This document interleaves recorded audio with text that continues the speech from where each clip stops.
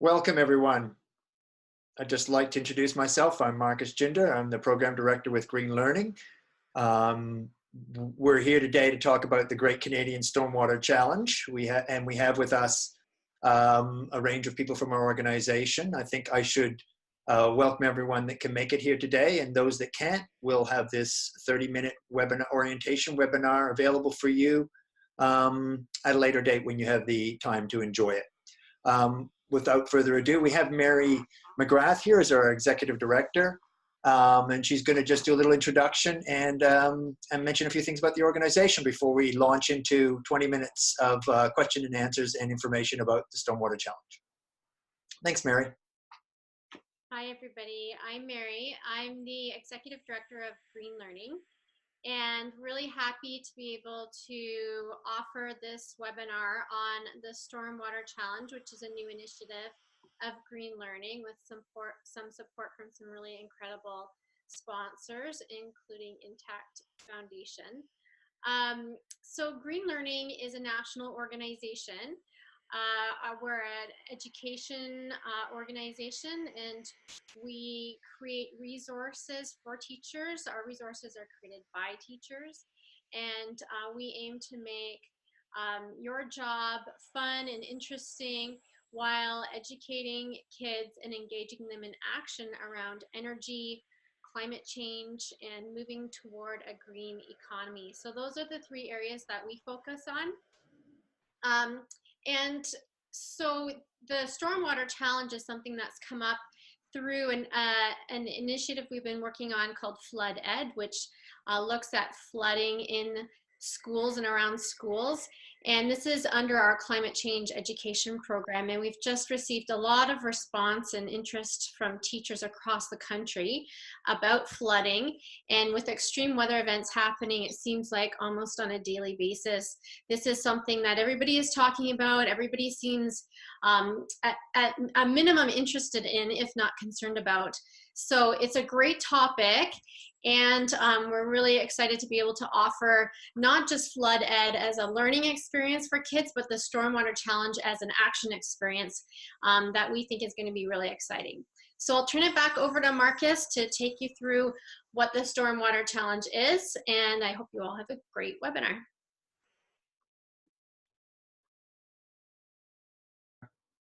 Thanks, Mary.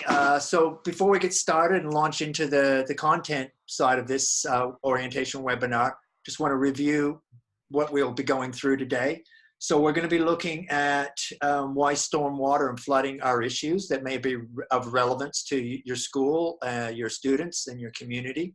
We're going to talk a little bit about the educational opportunities that are available, and the two modules that we have published, the planning components and the activity components that can go along with the Stormwater Challenge. We're going to also look at the additional resources that will be made available to you, and I think one of the key elements of this program is also linking to community partners in your local area. So before we get to more, with that note, I'll jump right into the details here. So I think we all are starting to become aware that climate change is creating bigger and more intense thunderstorms and rainfalls. We are seeing the advent of extreme weather and manifested in 100-year storms. Those 100-year storms becoming far more common. And we are starting to see 100-year storms occur every 50 years, and 50-year storms happening every 20 years, and every 20 years, the 20-year storms happening every 5 or 10 years. So with this extreme weather events, we are seeing the advent of stormwater flooding and the additional pollution that creates when stormwater flows through the built environment, becomes contaminated with the sewer system, and then is discharged into the streams, lakes, and oceans. So the webinar, the program will identify and work through these key issues. Next slide. So our goal over the next 3 years, the Stormwater Challenge will run for 3 seasons. Will be to have about 150 classes involved in the 2 modules that Dick Holland will be going over with you in a few moments. So these modules are educational packages that provide everything from the content and the information and background information to activities. And Dick will go through those a little bit in more detail.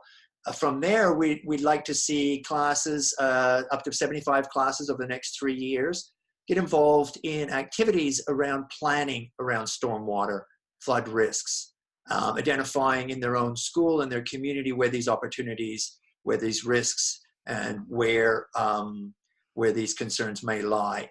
And also focusing on the solutions and the elements that can be elements of stormwater management that can be implemented on the school ground. So we hope over the next 3 years that 30 schools in collaboration with local partners will be able to implement small but important green infrastructure projects or stormwater management projects or flood management projects on their school properties. Next slide.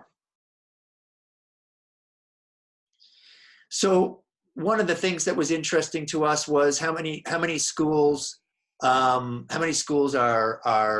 experiencing or have issues with stormwater flooding. We know that they are significant sources to stormwater contamination in local communities. And we also know that there's significant opportunities for managing that stormwater issue in local communities. The other element of this program will be to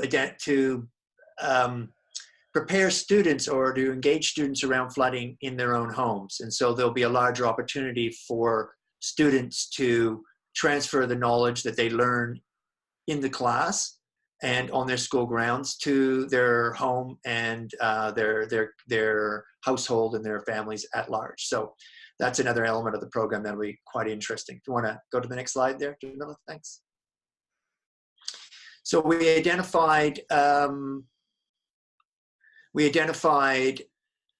wanted to identify from our list of active teachers and educators across Canada what sort of interest there would be for this sort of program. And if you can just bear with me, we'll just run through these slides quickly. You can see that the 66% of teachers we surveyed had mentioned that that their school had experiences, challenges, or issues around stormwater. If you want to go to the next slide.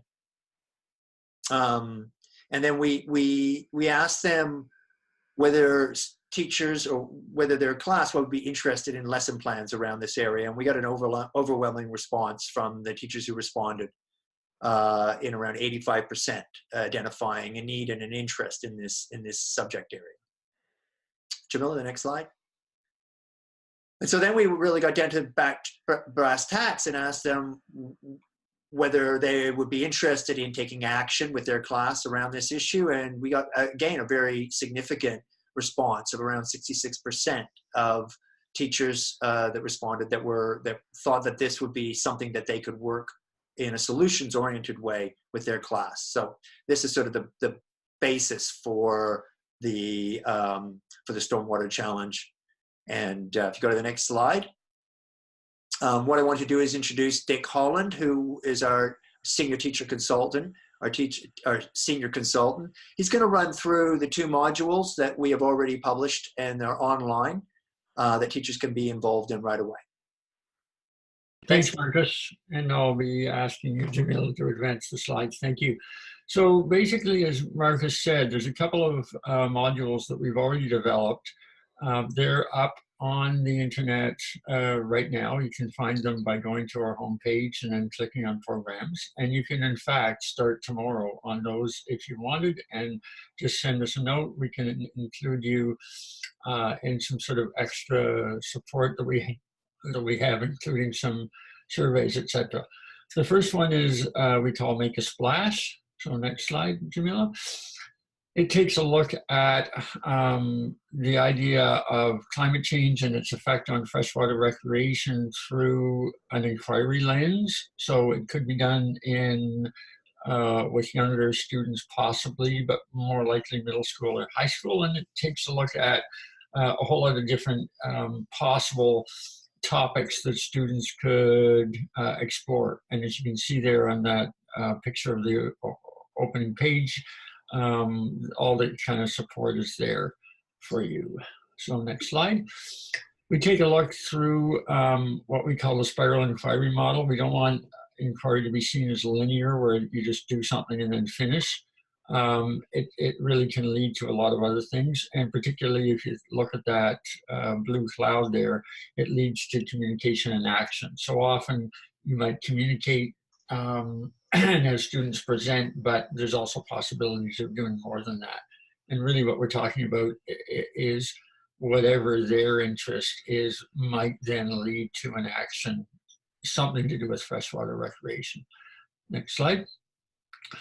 So climate change has an effect on water and recreation a whole lot of ways. And if you look at that list there, these aren't things that every class would do. Teachers might assign some of them, they might let students choose. So after an open exploration, they would zero in on one of these for a group, maybe do them individually. There's all sorts of flexibility. It's all explained there. And as you can see, it ranges from sort of more scientific type topics to ones that are more to do with the conventional recreation that a lot of kids might be part of. You might be in an area where a lot of kids get a chance to go to summer camp, or it might be an urban area, in which case you'll be picking something else. And you can see winter and summer are covered there as well. So next slide. So a sample inquiry, here's the skating and ice sports one. So you can see that as the students explore, they get a little sample of the issue and the directions that they could explore and some starting resources. And then they, after choosing one or whatever your direction is as a teacher, they would go on and work on that. Next slide. So in the teacher's guide, you can see on the right the list of the parts of the inquiry. There's notes in there for how that would play out in the classroom. There's additional resources, etc. Next slide. And then if you were doing this on its own, then the challenge would be a virtual symposium at the end where there might be ideas traded around between classes across Canada. Or, as Marcus was explaining, this could also lead very well into a stormwater topic. Students, maybe particularly in an urban area, would be interested in this as one of their explorations, and then they might then come into the Stormwater Challenge, and it would be a great fit. Next slide. The other, maybe even more specific fit and likely progression is from a topic we call, a module we call Flood Ed, Flood Education. Next slide. And it's a picture of a flooded school in Quebec, by the way, but it takes a look at the idea of floods, specifically in Canada. It's not worldwide flooding and flooding specifically related to learning about typhoons, etc., but it's more the idea of what's going on with the kind of destructive floods that we see more and more in Canada because of or exacerbated by climate change. So next slide. So we take a look at the idea, the overarching question of how you can prepare for a flood by having the students go through various activities. You see them listed there. And next slide.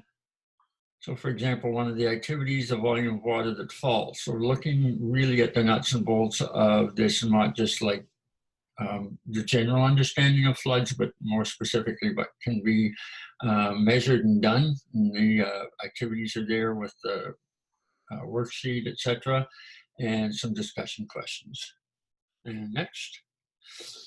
So that this module also has a teacher's guide. The curriculum connections are there as they are in Splash, and then teachers' resources are provided.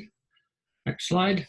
So the teacher's guide then again has a whole lot of information and support material. You could do this without, it's pretty intuitive.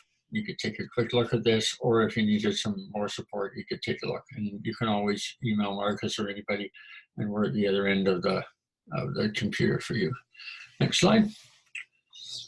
Curriculum connections are listed with overall expectations for Ontario, and we're working on other provinces, but certainly there's a fit. There's a logical sense of looking at water flow, problems of flooding, etc. And next. And then the teacher resources are there, as you'd expect. There's all sorts of ones which we, I mean, they're all recently checked out, but we will in an ongoing way make sure that they're correct. And that one, as you can see, which could specifically move to the Stormwater Challenge, because after you learned a bit about flooding and flood proofing, then you would look more specifically at the richness of our challenge. So back over to you, Marcus. Thanks, Dick. If you wanted to just move to that next slide. So how do we take the sort of learning or educational components sort of manifested in the first two modules that Dick has gone through and sort of focus those into planning activities and implementation activities around stormwater and around stormwater management or climate change adaptation, if we want to call it that. So what we'll be launching will be a series of activities that can be delivered in a classroom with your class or through a student-led or teacher-led eco club, and they'll be designed to encourage students to identify the different aspects of stormwater flow throughout their school, their different elements of green infrastructure, to map those, to calculate how water flows, not only around their school, but even in some cases around their community, to identify the risks and the opportunities, and to develop plans and solutions. We've taken this module from a solutions-oriented perspective. It's not heavy on the problems, although there are good reasons to identify where key issues are. But the emphasis is much more on how students can build stormwater management into their community and their homes. Do you want to go to the next slide there, Jamila? Thanks. So what is this going to contain, and how is this going to be made easy for teachers? I think is always an important perspective. So we'll have student and teacher guides. We will be supplying data sheets. We're building a stormwater calculator that will help students identify the amount of rainfall and how much of that would come off the roof and go down into the storm sewer. We'll have activities around stormwater tours for the school and the local community. We'll also provide references and background materials. If the modules itself don't fit exactly the type of information that you're looking for, then we'll have those types of additional references available for teachers. In addition to that, we will have a flood-proof checklist that can go home with students to their home, to their parents, and we will also be awarding prizes and profiling schools or classes that do innovative programs or implementation projects. And so we'll work with developing success stories and these types of support materials to sort of propagate this idea across Canada. You want to grab the last slide there, Jamila, or this next slide? So this is sort of a quick rundown of what's going to be available. There will be prizes for different groups of prizes, but we'll have prizes of $500 and $250 prizes. We potentially will have some micro funding, or we hope to have some micro funding and expect to have some micro funding for implementation projects. We also will be building into the program a good summary of how each activity fits towards EcoSchool's certifications point system. And we encourage anybody who's interested to register their class or their school to participate in this challenge, and we will follow up with you with the details and the further information. We will be our first chunk of activities, or our first set of activities around the planning component of this, creating and identifying stormwater risk in your school and planning for it. That will be available March 31st on our website. So if you sign up, you'll get notification of that. And if you don't get notified, and if you want, you can just check our site for that information. So we're also looking for teachers who would be interested in testing the 2 modules that we have and or the activities that we're going to be publishing, and working with us in a more in a closer way to sort of perfect those activities so that they get they're continuously improved and become better and better activities for teachers and educators and students as we proceed over the next 3 years. On that note, I would like to open the floor to anyone who has any questions. Also point out that my telephone number is here for anyone, and my email is here. So if anyone needs me or has any questions, or would like to pass that information on to anyone else, they're more than welcome to do that. So does anyone have any questions that I might be able to answer?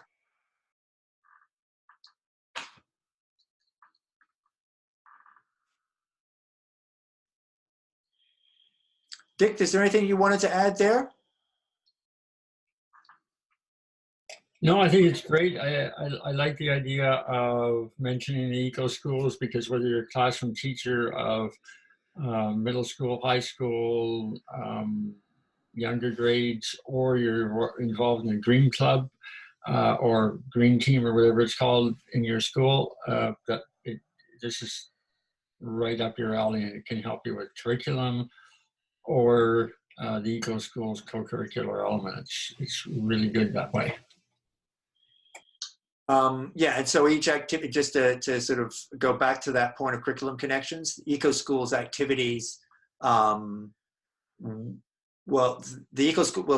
actual activities for this event will also have curriculum connections built into them, so that you can see directly how those activities relate to your courses and your teaching goals for the year.